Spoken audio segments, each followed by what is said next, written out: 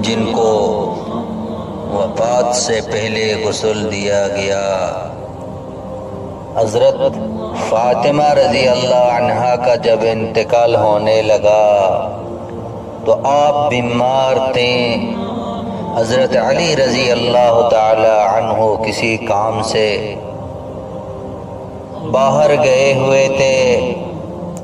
اپنی خادمہ کو بلا کر فرمایا میرے لیے پانی تیار کر۔ پانی تیار کیا، پھر فرمایا مجھے غسل کروا۔ غسل کروایا، پھر اس کے بعد کپڑا پہنے، پھر فرمایا میری چارپائی درمیان میں کر دے۔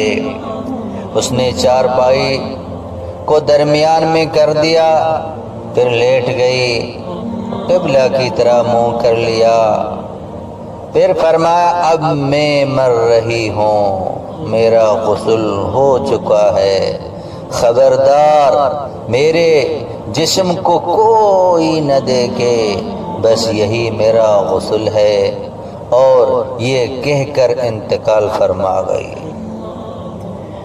حضرت علی رضی اللہ تعالیٰ عنہ آئے تو دیکھا کہ کہانی ختم ہو چکی ہے۔ حضرت فاطمہ رضی اللہ عنہا کا انتقال ہو گیا تھا، ان کی خادمہ نے ایسے ہی رہنے دیا۔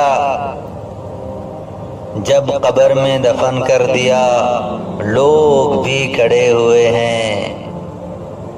اب ایک منظر قائم کیا، آواز دے یا فاطمہ، یا فاطمہ، یا فاطمہ، 2-3 مرتبہ آواز دی، کوئی جواب نہ آیا۔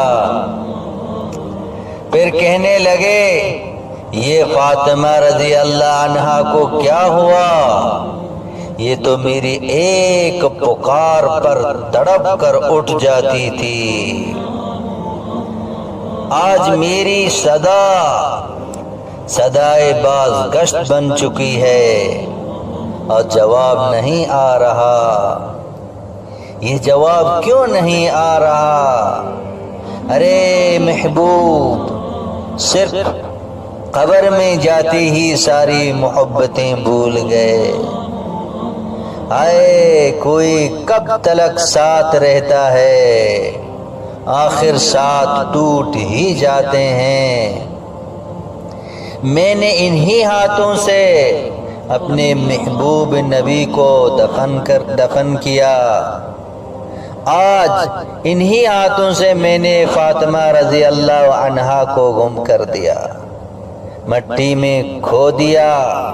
مجھ پر یہ بات کھل گئی کہ یہاں کسی کی دوستی سلامت نہیں رہ سکتی، اور ایک دن مجھ پر بھی یہ رات آنے والی ہے جس دن میرا بھی جنازہ اٹھ جائے گا، تو رونے والوں کا رونا میرے کس کام کا؟